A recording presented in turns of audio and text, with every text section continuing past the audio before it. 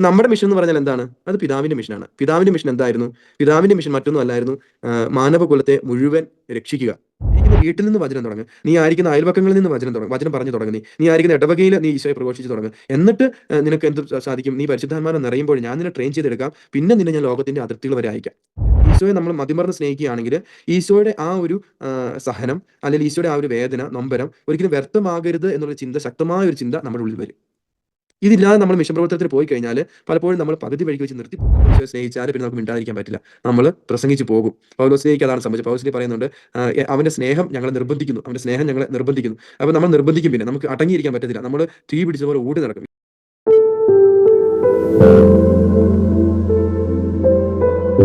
സ്നേഹമുള്ളവരെ, ഈ മിഷൻ എന്ന് പറയുമ്പോൾ പിന്നെ നമുക്ക് വേറെയുള്ള ചെറിയ ചെറിയ ഒന്ന് രണ്ട് തെറ്റിദ്ധാരണകളാണ്. പ്രത്യേകിച്ച് എന്തോ നമ്മളിൽ നിന്ന് തന്നെ നമ്മൾ ചെയ്യുകയാണ്. മിഷൻ വർക്ക് ചെയ്യുക എന്ന് പറയുമ്പോൾ എന്തോ ഒരു വലിയ വർക്ക് ചെയ്യുക.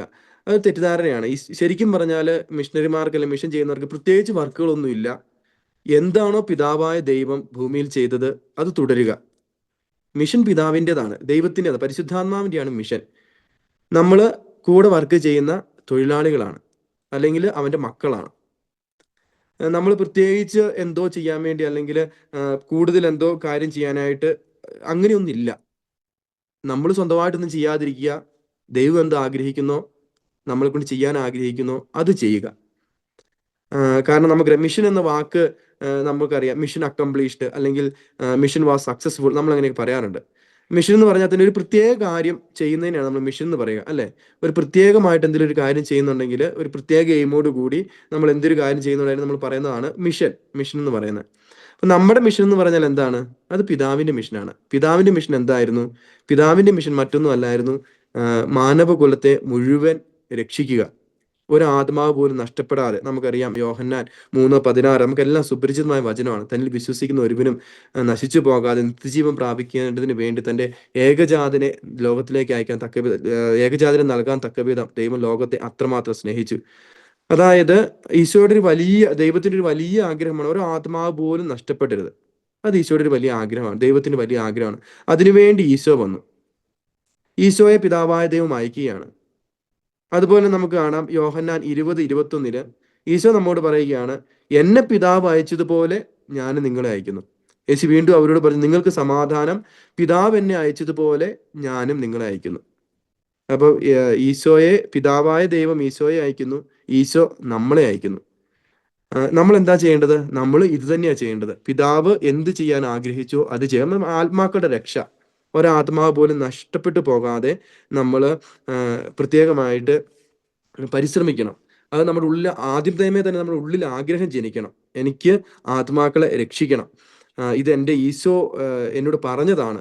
നമുക്കറിയാം മർക്കോസിന്റെ സുവിശേഷം 16:15 ഈശോ പറയുന്നുണ്ട്, നിങ്ങൾ ലോകമെങ്ങു പോയി സകല സൃഷ്ടികളോടും സുവിശേഷം പ്രസംഗിക്കുവിൻ. നിങ്ങൾ ലോകമെങ്ങു പോയി സകല സൃഷ്ടികളോടും സുവിശേഷം പ്രസംഗിക്കുവിൻ.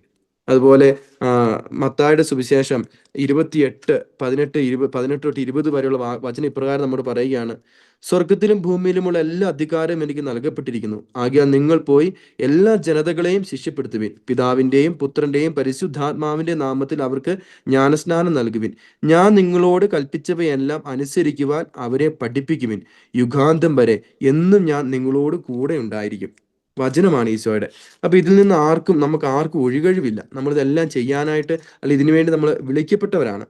നമുക്കറിയാം നമ്മളെ സ്നേഹിക്കുന്നവർക്കൊക്കെ നമ്മൾ പലതും കൊടുക്കാനായിട്ട് ആഗ്രഹിക്കുന്നുണ്ട്. ഇപ്പൊ കുടുംബങ്ങളിലൊക്കെ ആണെങ്കിലും കാണുന്ന ഒരു പ്രതിഭാസമാണ്, നമ്മൾ നല്ല വിദ്യാഭ്യാസം കൊടുക്കും, നമ്മൾ നല്ല ഉടുപ്പുകൾ കൊടുക്കും, അല്ലെങ്കിൽ നല്ല നല്ല കളിപ്പാട്ടങ്ങൾ മേടിച്ചു കൊടുക്കും മക്കൾക്ക്. ആര് തന്നെ ആയിക്കോട്ടെ, നമ്മൾ സ്നേഹിക്കുന്നവർക്ക് നമ്മൾ ഒത്തിരിയേറെ കാര്യങ്ങൾ കൊടുക്കാനായിട്ട് ആഗ്രഹിക്കുന്നുണ്ട്. അങ്ങനെയെങ്കിൽ ഏറ്റവും നല്ലത് നമ്മൾ കൊടുക്കുക എന്ന് പറഞ്ഞാൽ അത് മറ്റൊന്നുമല്ല, ഈശോയെ തന്നെയാണ്. നമ്മുടെ മക്കൾക്ക് ഏറ്റവും നല്ലത് കൊടുക്കാനായിട്ട് നമ്മൾ ആഗ്രഹിക്കുന്നുണ്ടെങ്കിൽ അത് ഈശോയെയാണ്. അതിലുപരി ഒന്നില്ല. നമ്മൾ ഓർക്കും നമ്മുടെ തെറ്റിദ്ധാരണയാണ്, നമ്മൾ നല്ല സ്കൂളിൽ വിട്ട് കഴിഞ്ഞാൽ എന്തോ ആയി, മക്കൾക്ക് നമ്മൾ എന്തോ കൊടുത്തു, അല്ലെങ്കിൽ മക്കൾക്കൊരു ജോലി കിട്ടിക്കഴിഞ്ഞാൽ നമ്മൾ ഓർക്കുവാണ് എൻ്റെ അധ്വാനം കൊണ്ട് സംഭവിച്ചു, ഞാനത് കൊടുത്തു. പക്ഷെ ഒന്നുമല്ല. സ്നേഹമുള്ളവരെ, ഈശോയെ കൊടുക്കാനായിട്ട് നമ്മൾ പരാജയപ്പെട്ട് കഴിഞ്ഞാൽ, നമ്മുടെ മക്കൾക്ക് ഈശോയെ കൊടുക്കാനായിട്ട് നമ്മൾ പരാജയപ്പെട്ടാൽ നമ്മൾ ഒരു തോൽവി തന്നെയാണ്. അത് നമ്മൾ ഓർമ്മയിൽ സൂക്ഷിക്കേണ്ട ഒരു വലിയ സത്യമാണ്. അതുപോലെ ഒന്ന് ഓർക്കുക, നമ്മൾ വചനത്തിലൂടെ ആയിരിക്കും കടന്നു പോവുക.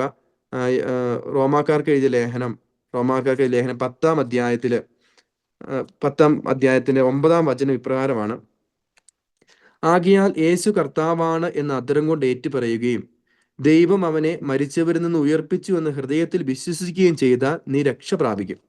നമ്മൾ നേരത്തെ പറഞ്ഞു, പിതാവായ ദൈവം നമ്മുടെ എല്ലാ രക്ഷയാണ് അഭിലഷിക്കുന്നത്.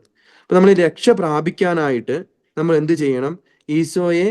ഈശോയിൽ പൂർണ്ണമായിട്ട് വിശ്വസിക്കുകയും നമ്മൾ ഏറ്റുപറയുകയും ചെയ്യുന്നു. അപ്പൊ വിശ്വസിക്കണം, നമ്മൾ ഏക കർത്താവും ഏക ദൈവവുമായിട്ട് ഈശോയെ, ഏക രക്ഷകനായിട്ട് നമ്മൾ ഈശോയെ വിശ്വസിക്കണം, ഈശോയിൽ വിശ്വസിക്കണം. അത് വലിയൊരു കാര്യമാണ്.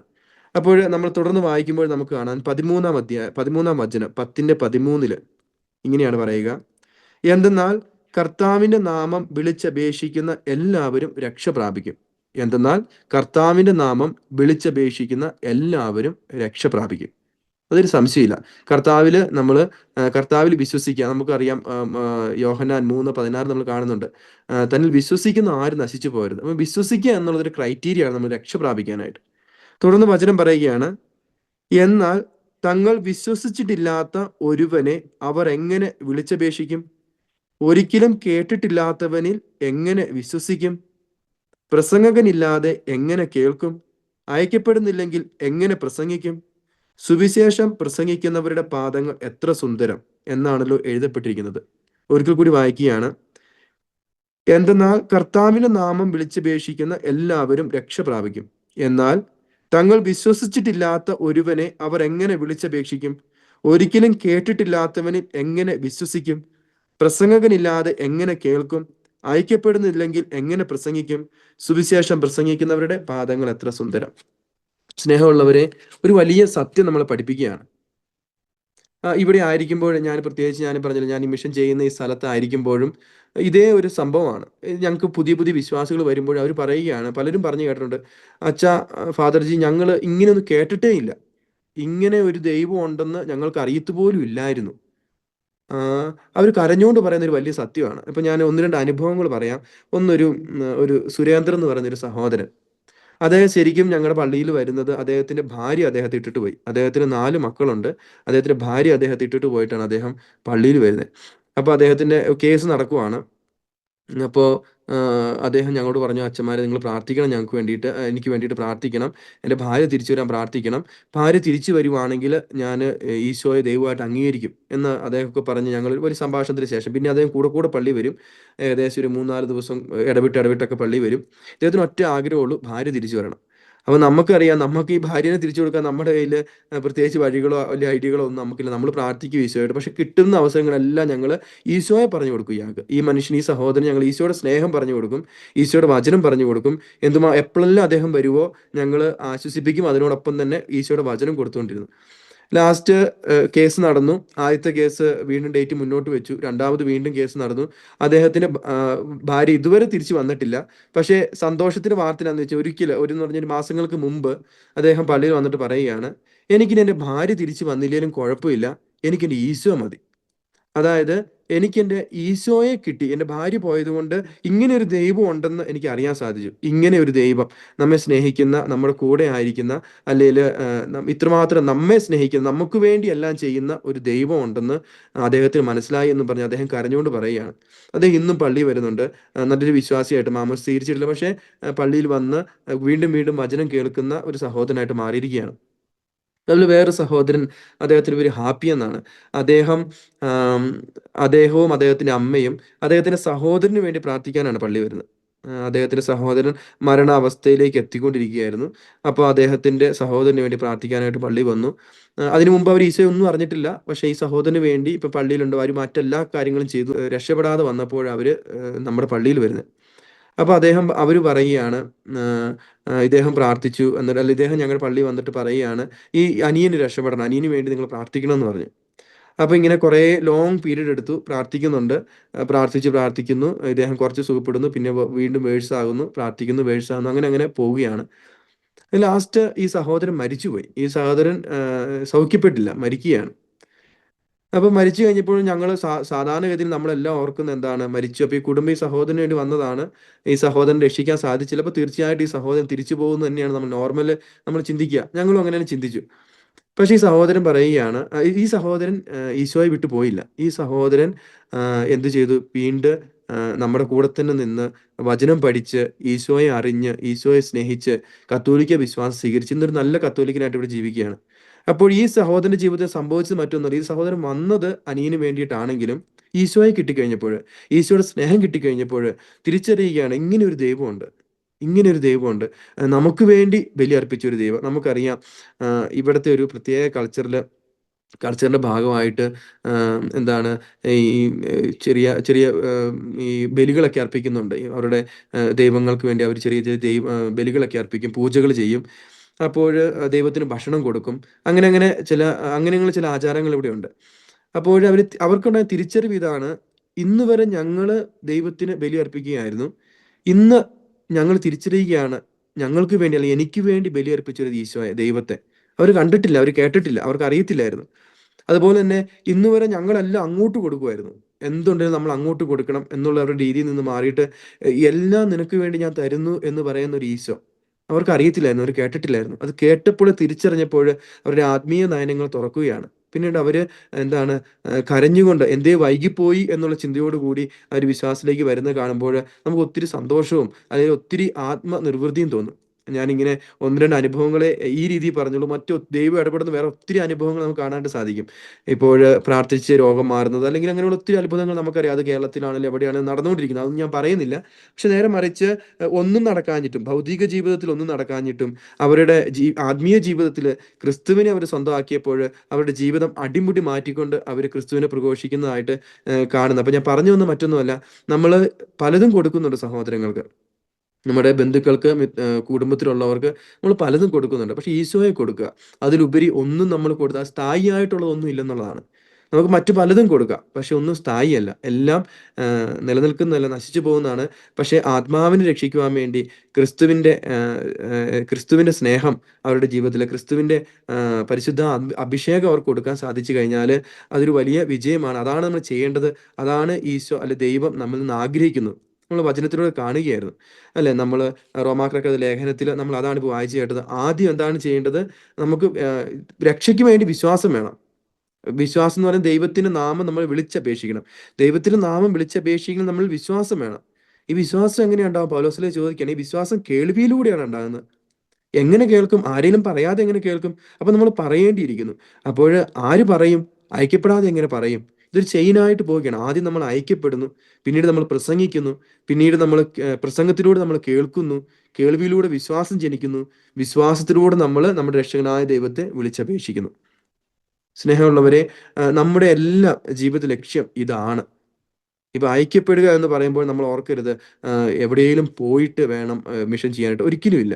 അതൊരു തെറ്റിദ്ധാരണയാണ്. നമ്മൾ ആയിരിക്കുന്നിടത്ത് നമുക്ക് വചനം പ്രഘോഷിക്കാനായിട്ട് സാധിക്കും. കാരണം നമ്മളറിയാം, നമ്മളായിരിക്കുന്നിടത്ത് എല്ലാവരും ഒന്നും ഈശോയെ അറിഞ്ഞവരെ, ഈശോയെ പൂർണ്ണമായി സ്നേഹിക്കുന്നവരല്ല. മറ്റുള്ളവരും ഉണ്ട്. അപ്പൊ നമുക്ക് തീർച്ചയായും വചനം പറയാനായിട്ട് സാധിക്കണം. നമ്മൾ വചനം പറയണം. അപ്പൊ നമ്മൾ ഓർക്കും, നമുക്കറിയാലോ, ഈശോ ആദ്യം തൻ്റെ 72 ശിഷ്യന്മാരെ അയക്കുമ്പോൾ അവിടുന്ന് പറയുകയാണ്, നിങ്ങള് വിജാതിരുടെ അടുത്തേക്ക് പോകരുത്. നിങ്ങള് യഹൂദരുടെ അടുത്ത് മാത്രം പറഞ്ഞാൽ മതി എന്ന് ഈശോ പറയുക. വചനത്തിന്റെ തുടക്കം അതായിരുന്നു. ഈശോ തന്റെ ശിഷ്യന്മാരെ ട്രെയിൻ ചെയ്യുകയായിരുന്നു. അപ്പൊ പറയുവാണ്, നിങ്ങള് അധിക ദൂരമൊന്നും പോകണ്ടെന്ന് പറയുക. നിങ്ങൾ യഹൂദരുടെ ഇടയ്ക്ക് മാത്രം, വിജാതിരുടെ ഇടയ്ക്ക് പോകരുത് എന്ന് പ്രത്യേകം പറഞ്ഞു കൊടുത്ത് ഈശോയെ കാണുന്നുണ്ട്. അപ്പൊ നമ്മൾ ചിലപ്പോൾ ചിന്തിക്കാം, അവസാന ഭാഗത്തിലേക്ക് ഈശോ വരുമ്പോൾ പറയുകയാണ്, നിങ്ങൾ ലോകമെങ്ങും പോയി സുവിശേഷം പ്രസംഗിക്കാൻ പറയുന്നു. ആദ്യം പറയുന്നു, നിങ്ങൾ യഹൂദരുടെ ഇടയ്ക്ക് മാത്രം പറഞ്ഞാൽ മതിയെന്ന്. അപ്പോൾ ചില ബൈബിൾ ചിന്തകർ പറയുന്നത് ഇപ്രകാരമാണ്: അത് മറ്റൊന്നും കൊണ്ടല്ല, ആദ്യം ദൈവം അവരെ ട്രെയിൻ ചെയ്യുകയായിരുന്നു. നിങ്ങൾ ആയിരിക്കുന്നിടത്ത് വചനം തുടങ്ങ്. നീ ആയിരിക്കുന്ന വീട്ടിൽ നിന്ന് വചനം തുടങ്ങ്. നീ ആയിരിക്കുന്ന അയൽപക്കങ്ങളിൽ നിന്ന് വചനം പറഞ്ഞു തുടങ്ങ്. നീ ആയിരിക്കുന്ന ഇടവകയിൽ നീ ഈശോയെ പ്രഘോഷിച്ച് തുടങ്ങ്. എന്നിട്ട് നിനക്ക് എന്ത് സാധിക്കും? നീ പരിശുദ്ധാത്മാവിനെ നിറയുമ്പോൾ ഞാൻ നിന്നെ ട്രെയിൻ ചെയ്തെടുക്കാം. പിന്നെ നിന്നെ ഞാൻ ലോകത്തിന്റെ അതിർത്തികൾ വരെ അയക്കാം. ഈശോ തന്റെ 72 ശിഷ്യന്മാരെ ട്രെയിൻ ചെയ്തെടുക്കുകയായിരുന്നു. അപ്പോൾ ഇതൊരു വലിയ സത്യമാണ്. നമ്മൾ എടിപടിയെന്ന് ഞാൻ പറയുന്നത് മറ്റൊന്നുമല്ല, തെറ്റിദ്ധരിക്കരുത്. എടിപടിയെന്ന് നാളെ വീടും കൂടും ഉപേക്ഷിച്ച് വചനപ്രഘോഷണത്തിനായിട്ട് പോകാനായിട്ട് വിളി കിട്ടുന്ന ഒരു നല്ല കാര്യം, പോവുക, ധൈര്യമുള്ളവർ പുറപ്പെടുക. പക്ഷെ അതിനേക്കാൾ ഉപരി നമ്മൾ ആയിരിക്കുന്നിടത്ത് നമുക്ക് വചനം പ്രഘോഷിച്ച് തുടങ്ങിക്കൂടാ? നമ്മൾ ആയിരിക്കുന്ന വീടുകളിൽ നമുക്കറിയാം, വചനം പ്രഘോഷിക്കുക എന്ന് പറയുമ്പോൾ രണ്ട് രീതിയിൽ അത് സാധ്യമാണ്. ഒന്ന് എന്ന് പറയുന്നത് നമ്മൾ വായും കൊണ്ട് തന്നെ ഈശോയുടെ വചനം പ്രഘോഷിക്കുക. രണ്ടെന്ന് പറഞ്ഞാൽ നമ്മുടെ പ്രവൃത്തികൾ വഴിയാണ്. നമ്മുടെ പ്രവൃത്തികൾ വഴി നമുക്ക് വചനം പ്രഘോഷിക്കാനായിട്ട് സാധിക്കും. ഫ്രാൻസിസ് അസീസിയുടെ ഒരു വലിയ കൊട്ടേഷൻ ഉണ്ട്. അദ്ദേഹം മിഷൻ പ്രവർത്തനത്തെ കുറിച്ച് പറയുന്നത് ഇങ്ങനെയാണ്: നിരന്തരം വചനം പ്രഘോഷിക്കുക, ആവശ്യമെങ്കിൽ മാത്രം വായ തുറക്കുക. നിരന്തരം വചനം പ്രഘോഷിക്കുക, ആവശ്യമെങ്കിൽ മാത്രം വായ തുറക്കുക എന്ന് പറഞ്ഞാൽ മറ്റൊന്നുമല്ല അദ്ദേഹം ഉദ്ദേശിക്കുന്നത്. നമ്മുടെ പ്രവൃത്തികൾ എപ്പോഴും വചനത്തിന് ഉതകുന്നതായിരിക്കണം. ഈശോയുടെ സ്നേഹം നമ്മൾ കൊടുക്കുന്നതായിരിക്കണം.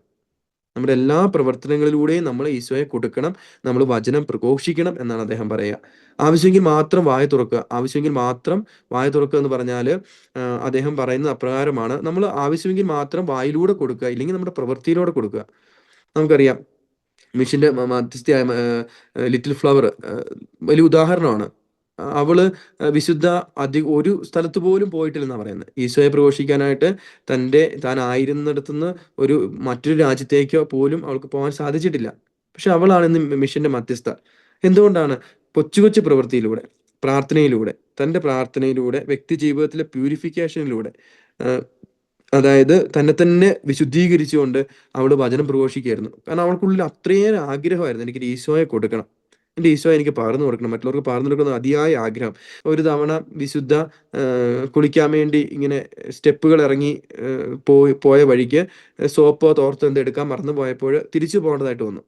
നമുക്കറിയാം, നമ്മളൊരു കാര്യത്തിന് ഇറങ്ങി പോകുന്ന വഴിക്ക് എന്തെങ്കിലും തടസ്സം വന്ന് നമ്മൾ മറന്നുപോയാൽ വീണ്ടും ഒന്നോടെ തിരിച്ച് നടക്കണം എന്നൊക്കെ പറയുമ്പോൾ നമ്മൾ പെട്ടെന്ന് നാശം പിടിക്കാനായിട്ട്, അല്ലെ കോപ്പ്, അങ്ങനെ എന്തെങ്കിലുമൊക്കെ ഒരു നെഗറ്റീവ് ചിന്തയോടുകൂടി പോകുമ്പോൾ ഈ വിശുദ്ധ പോയത് ഇപ്രകാരമാണ്: ഈശോയെ, ഞാൻ എത്ര സ്റ്റെപ്പ് ചവിട്ടി കയറുന്നോ അത്രയും ആത്മാക്കളെ നീ രക്ഷിക്കണമേ എന്ന് പറഞ്ഞുകൊണ്ട് വിശുദ്ധ സ്റ്റെപ്പുകൾ എണ്ണി എണ്ണി ചവിട്ടി കയറി എന്നാ പറയാം. അപ്പോൾ അത് ഈശോയും അവളും തമ്മിലുള്ള ബന്ധത്തിൽ സാധ്യമായതാണ്. അപ്പോൾ സ്നേഹമുള്ളവരെ, നമ്മളിൽ നിന്ന് ഇത് ഈശോ ആഗ്രഹിക്കുന്നുണ്ട്. നമ്മുടെ കൊച്ചു കൊച്ചു പ്രവൃത്തികൾ, നമ്മുടെ പ്രാർത്ഥനകൾ, മിഷണറിമാർക്ക് വേണ്ടിയുള്ള പ്രാർത്ഥന, ഈശോ അറിയപ്പെടാനുള്ള നമ്മുടെ ആഗ്രഹത്തോടുള്ള പ്രാർത്ഥന, ഇതൊക്കെ തീർച്ചയായും ദൈവം വിലമതിക്കുന്നതാണ്. അപ്പൊ നമ്മൾ ചെയ്യണം, മിനിമം അതെങ്കിലും ചെയ്യണം. നമുക്കറിയാം, ഓരോരുത്തർക്കും ഓരോ കോള. നേരത്തെ പറഞ്ഞല്ലോ, മിഷൻ എന്ന് പറയുന്നത് നമ്മുടേതല്ല, അത് പരിശുദ്ധാത്മാവിന്റെ വർക്കാണ്. അപ്പൊ ഓരോരുത്തർക്കും ഓരോ ജോലികളായിരിക്കും ഈശോ ഏൽപ്പിക്കുക. ചിലരോട് പ്രാർത്ഥിക്കാൻ പറയും, ചിലരോട് പോയി പണിയെടുക്കാൻ പറയും, ചിലരോട് സാമ്പത്തികമായിട്ട് സഹായിക്കാൻ പറയും, ചിലരോട് എന്താ പറയുക, ഒരു വർഷത്തേന് അല്ലെ കുറച്ച് നാളത്തേന് സോഷ്യൽ മീഡിയയിലൂടെ, ഇപ്പൊ ഈ നന്മമരം ചെയ്യുന്ന വലിയ ശുശ്രൂഷ സോഷ്യൽ മീഡിയയിലൂടെ പ്രഘോഷിക്കാൻ പറയും. അപ്പൊ എന്തു തന്നെയായാലും നമ്മുടെ എയിം വചനം പ്രഘോഷിക്കുക എന്നുള്ളതാണ്. അത് എങ്ങനെ സാധ്യമാകും? ഇപ്പൊ നമുക്കറിയാം, നമ്മളിപ്പോൾ വചനം പ്രഘോഷിക്കാൻ വേണ്ടി തന്നെ തുനിഞ്ഞിറങ്ങിയാൽ നമ്മൾ പരാജയപ്പെട്ടു പോകും, അതിൽ സംശയമില്ല. നമ്മൾ കുറേ നാളൊക്കെ നമ്മൾ ചിലപ്പോൾ നടക്കും. ഇപ്പൊ എനിക്ക് ഇപ്പൊ ഒന്നും ആഗ്രഹം കയറുവാണ്, വചനം പ്രഘോഷിക്കണം, ഈശോ എല്ലാവരും പറയണം, നമ്മൾ ഒത്തിരി മണ്ടത്തരങ്ങളും ചെന്ന് ചാടും. അതിനൊരു ഷോർട്ട് കട്ട് ഉണ്ട്. ഷോർട്ട് കട്ട് മറ്റൊന്നുമല്ല, നമ്മൾ ഈശോയെ സ്നേഹിക്കുക, ഈശോയെ ആത്മാർത്ഥമായിട്ട് സ്നേഹിക്കുക. എന്തുമാത്രം സ്നേഹിക്കാൻ പറ്റുമോ ജീവൻ കൊടുത്ത് ഈശോയെ സ്നേഹിക്കുക. അപ്പൊ എന്താന്ന് ചോദിച്ചു കഴിഞ്ഞാല്, എൻ്റെ ഈശോ സാധ്യമാക്കിയ രക്ഷ, അല്ലെ എൻ്റെ ഈശോയുടെ ഈ വേദന, അവൻ വേദന എടുത്ത് സഹിച്ച് സാധ്യമാക്കിയത് എല്ലാവർക്കും ലഭിക്കണം, അത് നഷ്ടപ്പെട്ടു പോകരുത്. അവൻ്റെ ആഗ്രഹങ്ങൾ നടക്കണം എന്നൊരു വലിയൊരു ആഗ്രഹം നമ്മുടെ ഉള്ളിൽ തന്നെ ജനിക്കും, ഓട്ടോമാറ്റിക്കാണ്. പരിശുദ്ധ ദൈവമാതാവിനെ കുറിച്ച് ഇങ്ങനെയാണ് പറയുക: പരിശുദ്ധ ദൈവമാതാവ് ആത്മാവ് നഷ്ടപ്പെടുന്ന അമ്മയ്ക്ക് ഭയങ്കര വേദനയാണ്. അമ്മയ്ക്ക് വേദനയാകാൻ കാരണം, ഒരു തിയോളജിയൻ പറഞ്ഞത് ഇപ്രകാരമാണ്: അമ്മയ്ക്ക് വേദനയാകാനായിട്ടുള്ള കാരണം മറ്റൊന്നുമല്ല, അമ്മയുടെ മകനാ കുരിശിൽ കിടക്കുന്നത്. അമ്മയുടെ മകൻ കുരിശിൽ കിടന്ന് പെടഞ്ഞത് അമ്മ കണ്ടു. അപ്പോൾ എൻ്റെ മകൻ ഇത്രയേറെ വേദന സഹിച്ചത് ഈ മക്കൾക്ക് വേണ്ടിയാണെങ്കിൽ അത് പൂർണ്ണമായി അവർക്ക് കിട്ടണം, എൻ്റെ മകൻ്റെ വേദനയുടെ ഫലം ഉണ്ടാകണം എന്നുള്ളൊരു ആഗ്രഹം ആണ് അമ്മ. അതാണ് അമ്മ നമ്മളെ സ്നേഹിക്കാനുള്ള ഒരു കാരണം. മീൻസ് അമ്മയ്ക്ക് നമ്മളോട് ഇത്രയും ഒരു ആഗ്രഹം തോന്നാനായിട്ട്, മീൻസ് ഒരാത്മാവ് നഷ്ടപ്പെട്ടിരുന്ന് അമ്മ ആഗ്രഹിക്കാനുള്ള കാരണം അതാണെന്ന് പറയുക. അതായത് ഈശോയോടുള്ള സ്നേഹം അമ്മയെ അതിന് പ്രേരിപ്പിക്കുകയാണ്. ഇത് തന്നെയാണ് നമ്മുടെ ജീവിതത്തിൽ. നമ്മൾ ഈശോയെ സ്നേഹിക്കുകയാണെങ്കിൽ, ഈശോയെ നമ്മൾ മതിമറന്ന് സ്നേഹിക്കുകയാണെങ്കിൽ, ഈശോയുടെ ആ ഒരു സഹനം, അല്ലെങ്കിൽ ഈശോയുടെ ആ ഒരു വേദന, നൊമ്പരം ഒരിക്കലും വ്യർത്ഥമാകരുത് എന്നുള്ള ചിന്ത, ശക്തമായ ഒരു ചിന്ത നമ്മുടെ ഉള്ളിൽ വരും. ഇതില്ലാതെ നമ്മൾ മിഷൻ പ്രവർത്തനത്തിന് പോയി കഴിഞ്ഞാൽ പലപ്പോഴും നമ്മൾ പകുതി വഴിക്ക് വെച്ച് നിർത്തിപ്പോവും. നമ്മൾ രണ്ടുപേരോട് പറഞ്ഞപ്പോഴത്തേനും നമുക്കൊരു തിരിച്ചടി കിട്ടി, ഒരു ബുദ്ധിമുട്ടുണ്ടായി, അല്ലെങ്കിൽ നമ്മൾ മറ്റുള്ളവർ കളിയാക്കി. അപ്പൊ നമ്മൾ എന്ത് ചെയ്യും? പോട്ടെ, അല്ലെങ്കിൽ വേണ്ട, എന്നെ കൊണ്ട് പറ്റത്തില്ല, ഇത് എൻ്റെ വിളിയല്ല, അല്ലെങ്കിൽ നമ്മൾ നിരാശപ്പെടും, നമ്മൾ പരാജയപ്പെട്ടു പോകും. പക്ഷെ ഈശോയോടുള്ള സ്നേഹം നമ്മളെ നിർബന്ധിക്കണം. ഈശോയുടെ സ്നേഹം നമ്മെ നിർബന്ധിക്കണം. എന്തിനും പൗലോസ്ലീഹ പറയുന്ന പോലെ ഈശോയുടെ സ്നേഹം നമ്മെ നിർബന്ധിക്കണം ഈശോയെ കൊടുക്കാനായിട്ട്.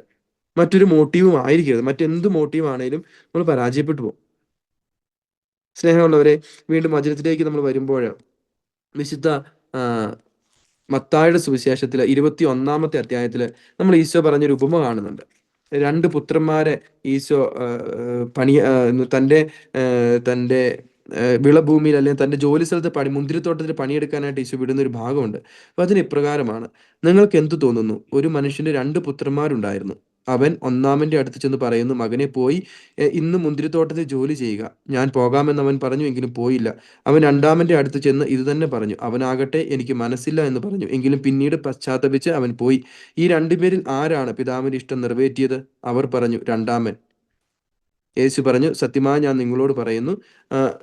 ഓക്കെ, ഇതിനെ വേറെ എക്സ്പ്ലനേഷൻസ് ഒരുപാടുണ്ട് ഈ വചനത്തിന്. നമ്മൾ എന്താണ്, നമ്മളെക്കാളും മുമ്പ് ചുങ്കക്കാരും വേശ്യകളും വചനത്തിൽ സ്വർഗരാജ്യത്ത് കയറുമെന്നുള്ളതാണ് ഇതിന്റെ പ്രൈമറി ആയിട്ടുള്ള ഈ ഈശോ ഈ ഉപമ പറയുന്നുള്ള കാരണം. എന്നാലും അതിനേക്കാൾ ഉപരി നമ്മൾ നോക്കുമ്പോൾ ഈശോയുടെ വിളഭൂമിയിൽ അല്ലെങ്കിൽ ഈശോയുടെ മുന്തിരിത്തോട്ടത്തിൽ ജോലി ചെയ്യാനായിട്ട് ഈശോ നിയമിച്ച മക്കളാണ് നമ്മളെല്ലാം. നമ്മൾ അവന്റെ മക്കളെന്ന് പറയുന്നുണ്ടെങ്കിൽ നമ്മൾ ഈ പണിസ്ഥലത്ത് പോയി ജോലി ചെയ്യാൻ കടപ്പെട്ടവരാ. അധികം ഒന്നും നമ്മൾ ചിന്തിക്കേണ്ട. ഈശോ ആരെയാണ് വിടുക, ആരാണ് പോകേണ്ടത്, ഞാൻ പോകണോ, ഞാൻ പോകണ്ടേ എന്നുള്ള ചിന്തയ്ക്ക് ആരുടെയും മനസ്സിലുണ്ടെങ്കിൽ ഓർക്കുക, ഞാൻ ഈശോയുടെ മകനാണെന്ന് പറയുന്നുണ്ടെങ്കിൽ, ഈശോയുടെ മകൻ യോഹന്നാൻ ശ്ലീഹയുടെ 1-ാം ലേഖനം 3-ാം അധ്യായത്തില് 1-2 വചനങ്ങളിൽ വചനം ഇപ്രകാരം പറയുന്നു: കണ്ടാലും എത്ര വലിയ സ്നേഹമാണ് പിതാവ് നമ്മോട് കാണിച്ചത്, ദൈവമക്കളിൽ നിന്ന് നാം വിളിക്കപ്പെടുന്നു. രണ്ടാമത്തെ വാക്യം ഇപ്രകാരമാണ്: പ്രിയപ്പെട്ടവരെ, നാം ഇപ്പോൾ ദൈവത്തിന്റെ മക്കളാണ്. നമുക്കറിയാം, നമ്മുടെ സ്വർഗസ്ഥനായ പിതാവ്, ഈശോ പഠിപ്പിച്ച സുന്ദരമായ പ്രാർത്ഥന നമ്മൾ ഈശോയെ പിതാവേ എന്ന് വിളിക്കുക. ഈശോയുടെ മക്കളാണ് നമ്മൾ പറയുന്നുണ്ടെങ്കിൽ, ഇത് കേൾക്കുന്ന ആരെങ്കിലും ഈശോയുടെ മക്കളാണെന്ന് പറയുന്നുണ്ടെങ്കിൽ, അവന്റെ ഭൂമിയിൽ, അവന്റെ മുന്തിരിത്തോട്ടത്തിൽ നമ്മൾ പണിക്കാരും കൂടെ. ഈശോ നമ്മോട് പറയുന്നുണ്ട്, നീ പോയി പണിയെടുക്കുക, നീ പോയി ചെയ്യണം, ഇതെന്ന് നമ്മോട് പറയുന്നുണ്ട്. അപ്പോൾ ഇത് ചെയ്യാനായിട്ട് നമ്മൾ കടപ്പെട്ടിരിക്കുകയാണ്. നമുക്കെല്ലാം കിട്ടിയിരിക്കുന്ന ഒരു വിളിയാണ്. ചിലർക്ക് മാത്രം കിട്ടിയിരിക്കുന്നതല്ല, പക്ഷെ പല രീതിയിലാണെങ്കിലും നമുക്ക് എല്ലാവർക്കും കിട്ടിയിരിക്കുന്ന ഒരു പണിയാണിത്. ഒരു ചെറിയ കഥയിലൂടെ നമ്മുടെ കട്ടിക്കാട് അച്ഛൻ ഇതിനെ, ബോബി അച്ഛൻ ഇതിനെ മിഷൻ വർക്കിനെ കുറിച്ച് പറയുന്നത് കേട്ടിട്ടുണ്ട്. ഇങ്ങനെയാണ് പറയുക: മിഷൻ വർക്ക് എന്ന് പറഞ്ഞാൽ മറ്റൊന്നുമല്ല, ഒരു ഭിക്ഷക്കാരന് എവിടെ നിന്നോ വയറ് നിറച്ച് ഭക്ഷണം കിട്ടുന്നു. വയറ് നിറഞ്ഞ് ഇദ്ദേഹം മറ്റുള്ളവരോട് പോയി പറയുന്നു. എന്ത് പറയുന്നു? ഇന്ന സ്ഥലത്ത് ഭക്ഷണമുണ്ട്, നിങ്ങളോട് പോയി ഭക്ഷിക്കുക. സ്നേഹമുള്ളവരെ, നമ്മുടെ ചുറ്റുപാടുമുള്ളവര് വിശപ്പ് കൊണ്ട് മരിക്കുന്നത് നമ്മൾ കാണുകയും, എന്നാൽ നമ്മൾ ഒരു സ്ഥലത്ത് പോയി ഭക്ഷിച്ചുകൊണ്ടിരിക്കുകയും ചെയ്യുന്നു. നമ്മൾ വിശന്ന് മരിക്കുന്നവരോട് നിങ്ങൾ അവിടെ ഒരു ഭക്ഷണം ഉണ്ടെന്ന് പറയുന്നില്ലെങ്കിൽ എന്ത് വലിയ ചതിയാണ് നമ്മൾ ചെയ്യുക. ഇത് തന്നെയാണ് മിഷൻ വർക്ക്. നമ്മുടെ ചുറ്റുമുള്ളവരെ ആത്മാക്കള് വേദനിക്കുന്നു, ഈശോയെ കിട്ടാതെ, ഈശോയ്ക്ക് മേലെ, സത്യദൈവത്തിനു മേലെ ദാഹത്താൽ വലയുമ്പോൾ നമ്മളത് അവരോട് പറയാതിരിക്കുന്നു. അവര് വിശന്ന് മരിക്കുന്നു, നമുക്ക് സുഭിക്ഷമായിട്ട് ആഹാരം കിട്ടുന്നു. ഇതാണ് ഒരു പോയിന്റ്. പക്ഷെ രണ്ടാമതിൻ്റെ അകത്തൊരു അപകടം ഒളിഞ്ഞിരിക്കുന്നത് ഇപ്രകാരമാണ്: നമുക്ക് സുഭിക്ഷമായിട്ട് ഭക്ഷണം കിട്ടുന്നുണ്ടെങ്കിൽ നമ്മൾ മറ്റു സഹോദരങ്ങളോട് തീർച്ചയായും പറയും, എന്ത്, ഇവിടെ ഇങ്ങനെ ഭക്ഷണം കിട്ടുന്നുണ്ടെന്ന്. നമ്മൾ ഭക്ഷിക്കുന്നുണ്ടോ എന്നുള്ളതാണ് സംശയം. നമുക്കറിയാം ഭക്ഷണം കിട്ടുന്നുണ്ടെന്ന്. എൻ്റെ ഈ ഒരു ചെറിയ ഉദാഹരണം നിങ്ങൾ ശരിയായിട്ട് മനസ്സിലാക്കണമെന്ന് ആഗ്രഹിക്കുകയാണ്. ഒരു ഹോട്ടലിൽ, അവർക്ക് ഒരു വില്ലേജിൽ ഒരു ഹോട്ടലുണ്ട്. ആ ഹോട്ടലിൽ സുഭിക്ഷമായ ഭക്ഷണം കൊടുക്കുന്നുണ്ട്. കുറേ പേര് അവിടെ പട്ടിണി കിടന്ന് മരിക്കുന്നുണ്ട്. നമുക്ക് അറിയാം അവിടെ ഭക്ഷണം കൊടുക്കുന്നുണ്ടെന്ന്, പക്ഷെ നമ്മൾ കഴിച്ചിട്ടില്ല. നമുക്കറിയാം ഭക്ഷണം കൊടുക്കുന്നുണ്ട്, നമ്മൾ കഴിച്ചിട്ടില്ല. എങ്കിലും അങ്ങനെയാണ് നമ്മുടെ അവസ്ഥയെങ്കിൽ ഇത് പറയാൻ നമ്മൾ ഭയപ്പെടും. സഹോദരനോട്, സഹോദരൻ നീ അവിടെ പോയി ആ ഹോട്ടലിൽ പോയി കഴിക്കുക എന്ന് പറയാൻ നമുക്ക് പേടിയായിരിക്കും. കാരണം നമ്മുടെ ഉള്ളിൽ പല പല ചോദ്യങ്ങൾ വരും. എന്താണ് നമ്മുടെ ചോദ്യം? ഇനി അവിടെ ഭക്ഷണം കഴിച്ചിട്ടുള്ള പോയിസൺ വരുമോ? യഥാർത്ഥത്തിൽ അവിടെ പൈസ ഫ്രീ ആയിട്ടാണ് ഭക്ഷണം കൊടുക്കുന്നത്, ഇവൻ ചെന്നിട്ട് ഇവൻ്റെ കയ്യിൽ നിന്ന് പൈസ മേടിക്കുമോ? അല്ലെങ്കിൽ ആ ഭക്ഷണം കഴിച്ചിട്ട് ഇവന് മറ്റെന്തെങ്കിലും ബുദ്ധിമുട്ടുകൾ ഉണ്ടാവുമോ? അവർ പിടിച്ചു വെക്കുമോ? അങ്ങനെ പല പല സംശയങ്ങൾ നമുക്കുണ്ടാവും. എന്നുവരെ, നമ്മൾ എന്നാണോ അവിടെ പോയി ഭക്ഷണം കഴിക്കുന്നത് അന്ന് വരെ. പക്ഷെ നമ്മൾ ഒരു വട്ടം അവിടെ പോയി ഭക്ഷണം കഴിച്ചു, നമുക്ക് ഭക്ഷണം ഇഷ്ടപ്പെട്ടു, നമുക്കറിയാം നമ്മുടെ ശരീരത്തിൽ ഒരു കേടും വന്നില്ല, നമ്മൾ സുരക്ഷിതരാണ്, നമ്മൾ രക്ഷ പ്രാപിച്ചില്ല, അതിലൂടെ നമുക്ക് നന്മയെ വന്നുള്ളൂ എന്നറിയുമ്പോൾ നമുക്ക് ധൈര്യമായിട്ട് മറ്റുള്ളവരോട് പറയാൻ പറ്റും. ഈശോയെ നമ്മൾ ഇങ്ങനെയാണ് സ്നേഹിക്കുന്നത്. നമുക്ക് രണ്ട് രീതി സ്നേഹിക്കാം. എങ്ങനെ? ഈ ഹോട്ടലിൽ ഭക്ഷണം കിട്ടുമെന്ന് നമുക്കറിയാം, പക്ഷെ നമ്മൾ കഴിച്ചിട്ടില്ല, അതുകൊണ്ട് നമുക്ക് പറയാൻ പേടിയാ. പക്ഷെ നമ്മൾ കഴിച്ചിട്ടുണ്ട്, നമുക്ക് ഭക്ഷണം കിട്ടുമെന്നും അറിയാം, നമ്മൾ കഴിച്ചിട്ടും ഉണ്ടെങ്കിൽ മറ്റുള്ളവരോട് നമുക്ക് പറയാൻ ഒരു പേടിയില്ല, നമ്മൾ പറഞ്ഞുകൊണ്ടിരിക്കും. നിങ്ങളും വായോ വായോ വന്ന് കഴിക്കുമെന്ന് പറഞ്ഞുകൊണ്ടിരിക്കും. ഇത് തന്നെയാണ് വചനപ്രഘോഷണം. നമ്മൾ ഇതുവരെ കഴിച്ചിട്ടില്ലെങ്കിൽ ഇന്നേ ദിവസം ആദ്യമേ തന്നെ നമ്മൾ തീരുമാനം എടുക്കുക, എനിക്കും കഴിക്കണം, എനിക്കും എൻ്റെ ഈശോയുടെ സ്നേഹം ഭക്ഷിക്കണം, ഈശോയെ ഞാനും പൂർണ്ണമായി സ്നേഹിക്കണം. അതാണ് ഈ കഴിക്കലോട് ഉദ്ദേശിച്ചത്. അപ്പം ഓട്ടോമാറ്റിക് ആയിട്ട് നമുക്ക് ഭയമില്ലാതെ മറ്റുള്ളവർ പറയാൻ സാധിക്കും, നിങ്ങളും വാ വന്ന് കഴിക്കാനായിട്ട്. അപ്പൊ ഇന്ന് വരെ കഴിച്ചിട്ടില്ലെങ്കിൽ, ഞാൻ നേരത്തെ പറഞ്ഞു, ഈശോയുടെ സ്നേഹം നമ്മുടെ ഉള്ളിൽ വരണം, നമ്മൾ ആദ്യം ഇത് അനുഭവിക്കണം, അപ്പൊ നമുക്ക് കൊടുക്കാൻ പറ്റും. നമുക്കറിയാം ഈശോ പത്രോസിനെ വിളിക്കുന്നുണ്ട്. ഈശോ പത്രോസിനെ നമ്മുടെ സഭയുടെ അധിപനാക്കുകയാണ്, നേതാവാക്കുകയാണ്. അപ്പൊ ഈശോ മറ്റൊന്നും അദ്ദേഹത്തോട് ചോദിക്കുന്നില്ല, ഒരു കാര്യം ഡിമാൻഡ് ചെയ്യുന്നില്ല. നിനക്ക് എത്ര ഡോക്ടറേറ്റ് ഉണ്ടെന്ന് ചോദിക്കുന്നില്ല, അല്ലെങ്കിൽ നീ ഏത് കുടുംബത്തിൽ നിന്നാന്ന് ചോദിക്കുന്നില്ല, നിനക്ക് നിന്റെ എന്താണ് നിന്റെ യോഗ്യത, നീ എന്ത് പണി ചെയ്യുന്നു, ഒന്നും ഈശോ ചോദിക്കുന്നില്ല. ഈശോ ചോദിക്കുന്ന ഇപ്രകാരമാണ്, നീ എന്നെ സ്നേഹിക്കുന്നുണ്ടോ? 3 വട്ടം ചോദിക്കുകയാണ്, നീ എന്നെ സ്നേഹിക്കുന്നുണ്ടോ? ഉണ്ടെങ്കിൽ എൻ്റെ കുഞ്ഞാടുകളെ നീ മേയ്ക്ക്, ഉണ്ടെങ്കിൽ എൻ്റെ ആടുകളെ നീ നോക്ക്. അപ്പൊ അതാണ് നമ്മളോട് ഈശോ പറയുന്നുണ്ട്, നീ വചന പ്രഘോഷണം ആഗ്രഹിക്കുന്നുണ്ട്, ആദ്യമേ നീ എന്നെ സ്നേഹിക്കുക. നീ എന്നെ സ്നേഹിക്കുന്നുണ്ടെങ്കിൽ നിന്നെ ഞാൻ പണിയേൽപ്പിക്കാം. നീ എന്നെ സ്നേഹിക്കുന്നുണ്ടോ? അത് ഈശോ ഒന്ന് ഉറപ്പ് വരുത്തും. നമ്മളും ചോദിക്കും, ഈശോ നീ സ്നേഹിക്കുന്നുണ്ടോ? സ്നേഹിക്കുന്നുണ്ടെങ്കിൽ നിനക്ക് ഞാൻ പണി തരാം. ഇല്ലെങ്കിൽ ഈശോ വീണ്ടും വീണ്ടും നമ്മോട് ചോദിക്കുകയാണ്, നീ എന്നെ സ്നേഹിക്കുന്നുണ്ടോ? മിഷൻ വർക്ക് എന്ന് പറയുമ്പോൾ നമ്മൾ ഒത്തിരിയേറെ ഗഹനമായ രീതിയിൽ പഠിച്ച് പ്രഘോഷിക്കണമെന്നല്ല. നേരെ മറിച്ച് ഞാൻ അനുഭവിച്ച, ഞാൻ സ്നേഹിക്കുന്ന എൻ്റെ ഈശോയെ മറ്റുള്ളവർക്ക് പങ്കുവെച്ചു കൊടുക്കുക. മറ്റുള്ളവർക്ക് പങ്കുവെച്ചു കൊടുക്കുക. അത്രേ ഉള്ളൂ ശരിക്കും പറഞ്ഞാൽ മിഷൻ വർക്ക്. ചെറിയ വാക്കുകൾ പറഞ്ഞു കഴിഞ്ഞാൽ. പക്ഷെ അത് സാധ്യമാക്കുക എന്ന് പറയുന്നത് അല്പം ബുദ്ധിമുട്ടുള്ള പണിയാണ്. അപ്പൊ നമ്മൾ അതിനുവേണ്ടി ഈശോയെ സ്നേഹിക്കുക, ആത്മാർത്ഥമായിട്ട് സ്നേഹിക്കുമ്പോൾ ഇത് നമ്മളിൽ നിന്ന് വരുന്ന ഒരു ഔട്ട്കം ആണ്. പിന്നെ നമ്മളിപ്പോ നിങ്ങൾ ഷെയർ ചെയ്തപ്പോൾ പറയുകയുണ്ടായി, ചിലരെ പിന്തിരിപ്പിക്കുന്ന ചില ചിന്തകളുണ്ട്. ഞാൻ ഇതിന് യോഗ്യനാണ്, ഞാൻ പൂർണ്ണനാണ്, എന്നിൽ ഇന്ന ബലഹീനതകളുണ്ട് എന്നുള്ള ചില ചില ചിന്തകൾ. സ്നേഹമുള്ളൊരു പിശാച് നമ്മുടെ തലയിൽ കോറിയിടുന്ന ചില ചിന്തകളാണ്. നമുക്കറിയാം ഈശോ വിളിച്ചത് എത്രയോ ബലഹീനരെയാണ് വിളിച്ചത്, എത്ര പാപികളെയാ. ചുങ്കസ്ഥലത്തിരുന്ന് മത്തായിനെ വിളിച്ചിട്ട് പറയുകയാണ്, നീ എന്നെ അനുഗമിക്ക്. അല്ലെ പത്രോസിനെ വിളിക്കുകയാണ്. പത്രോസ് വിളിക്കപ്പെട്ടപ്പോൾ പറഞ്ഞ എന്താ, കർത്താവെ നീ എന്നിൽ നിന്ന് അകന്നു പോവുക, കാരണം ഞാൻ പാപിയാണ്. അപ്പോൾ നമുക്കറിയാം, ഇത് പരിശുദ്ധി നേടിക്കഴിഞ്ഞിട്ട്, പൂർണ്ണമായ പരിശുദ്ധി നേടിയിട്ട് ചെയ്യേണ്ട ഒരു ജോലി അല്ല സുവിശേഷ പ്രഘോഷണം. മറിച്ച് സുവിശേഷ പ്രഘോഷണം ചെയ്യുന്നതിലൂടെ നമ്മൾ നമ്മെ തന്നെ പരിശുദ്ധീകരിക്കും, നമ്മൾ തന്നെ വിശുദ്ധീകരിക്കപ്പെടുന്നു. ഇതാണ് വലിയ വ്യത്യാസം.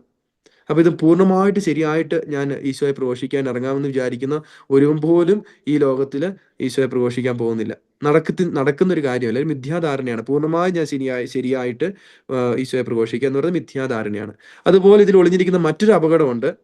ഞാൻ എൻ്റെ ജീവിതം ഇങ്ങനെ എല്ലാ പാപത്തിലും മുഴുകി ജീവിച്ചോളാം, ഒരു സഹനോ ഒരു ത്യാഗമോ എൻ്റെ ഈശോയെ പ്രഘോഷിക്കാൻ ഞാൻ എടുക്കുന്നില്ല, മറിച്ച് കിട്ടുന്ന അവസരങ്ങളെല്ലാം ഈശോയെ കൊടുക്കുന്നു. പാപജീവിതം ഒരു സൈഡിൽ കൊണ്ടുപോകുന്നു, അത് മറച്ചു വെച്ചിട്ട് കാപട്യത്തോടു കൂടി ഈശോയെ പ്രഘോഷിക്കുന്നു. അത് വലിയ അപകടമാണ്. ഇത് രണ്ടും അപകടമാണ്.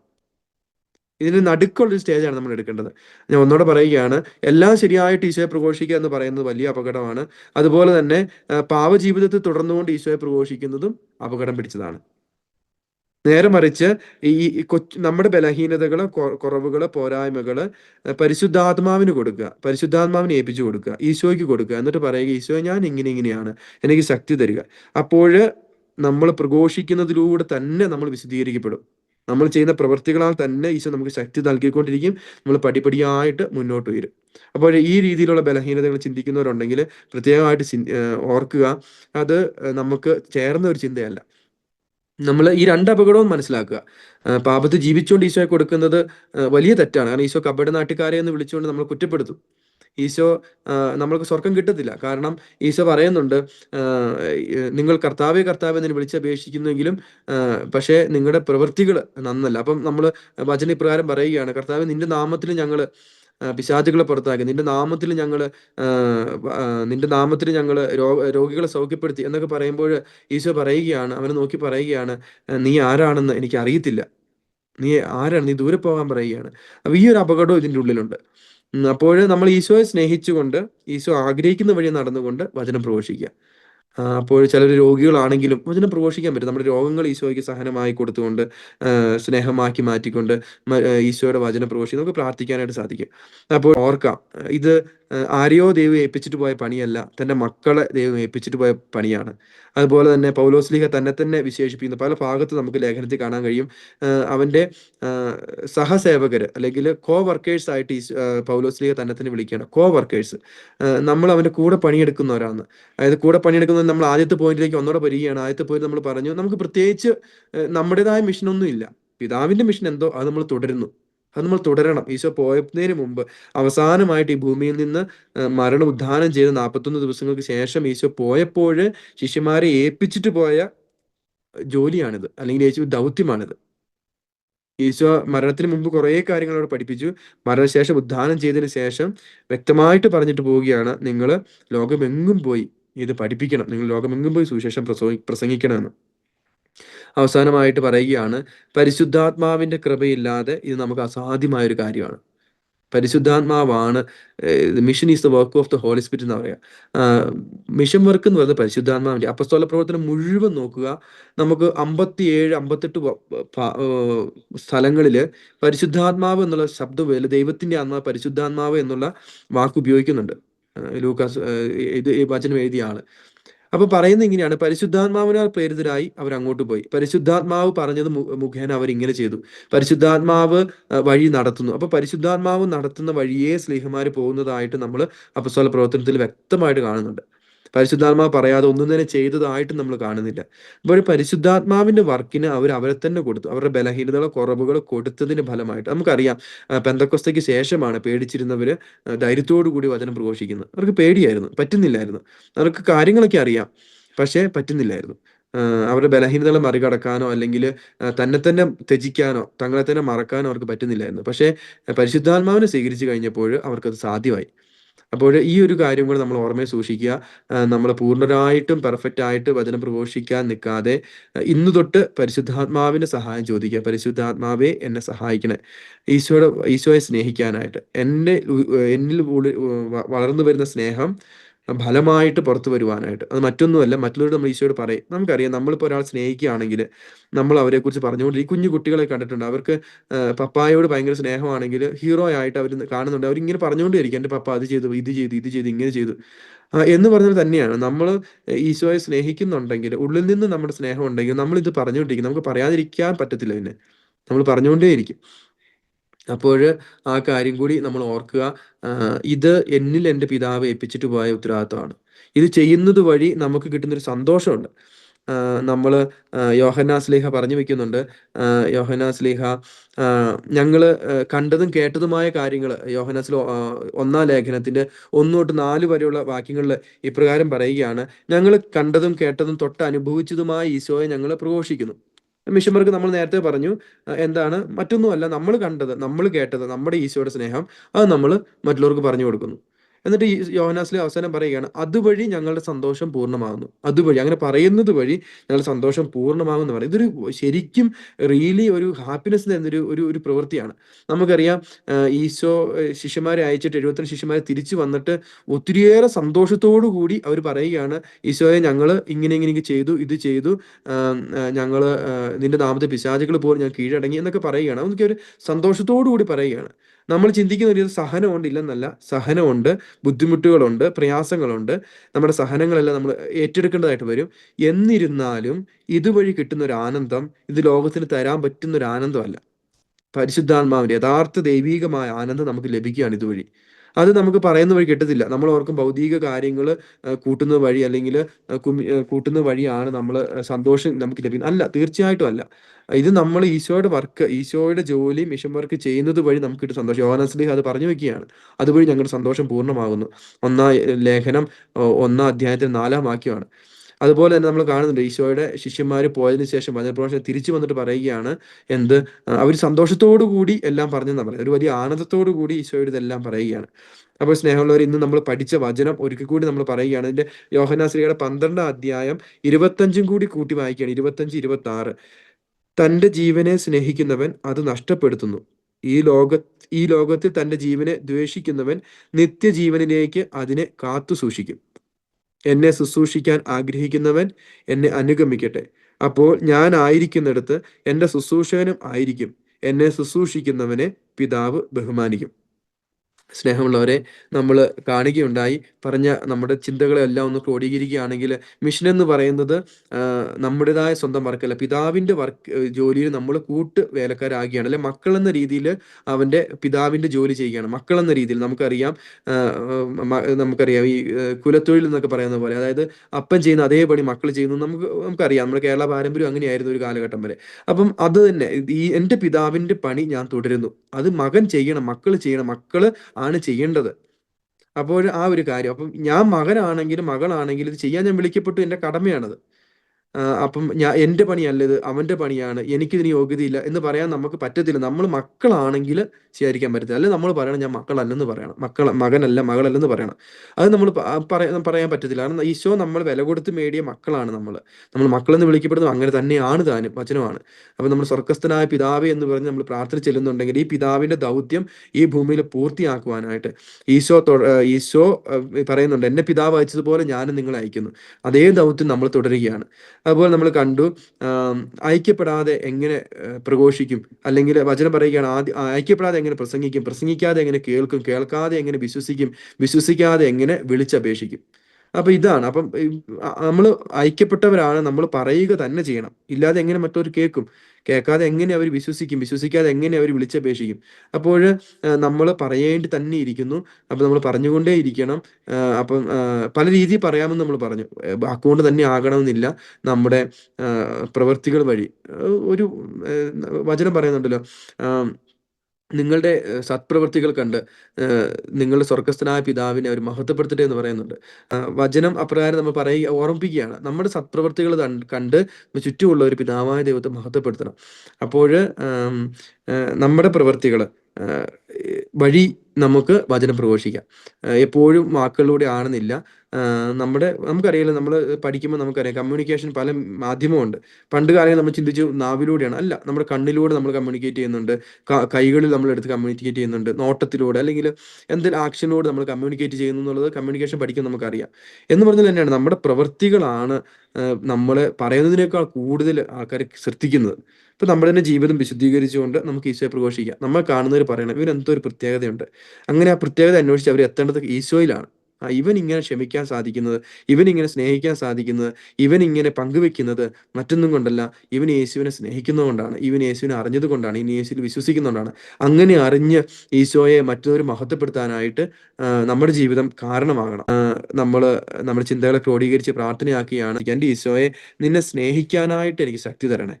നിന്നെ സ്നേഹിക്കുന്ന വഴി നമുക്ക് യഥാർത്ഥത്തിൽ നമ്മൾ ഈശോയെ സ്നേഹിച്ചാൽ പിന്നെ നമുക്ക് മിണ്ടാതിരിക്കാൻ പറ്റില്ല, നമ്മൾ പ്രസംഗിച്ചു പോകും.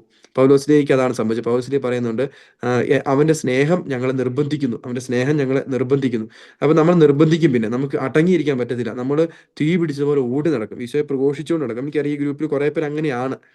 അപ്പോൾ അത് നമുക്ക് തുടരാനായിട്ട് നമുക്ക് ശക്തി ലഭിക്കും. നമ്മൾ വീണ്ടും തുടർന്ന് നമ്മുടെ ജീവിതം തന്നെ, നമ്മൾ ആയിരിക്കുന്നിടത്ത് തന്നെ വിടുതലും അഭിഷേകം കിട്ടുവാനായിട്ട് ഇടവരും. പിന്നെ നമ്മൾ കണ്ടു, നമ്മൾ എന്ത് കൊടുത്തിട്ടും ഈ ലോകത്തിൽ ശാശ്വതമായ അതല്ല, ഈശോയെ കൊടുക്കുക. ഈശോയാണ് ഞാൻ കൊച്ചു കൊച്ചു രണ്ട് അനുഭവങ്ങൾ പറഞ്ഞു.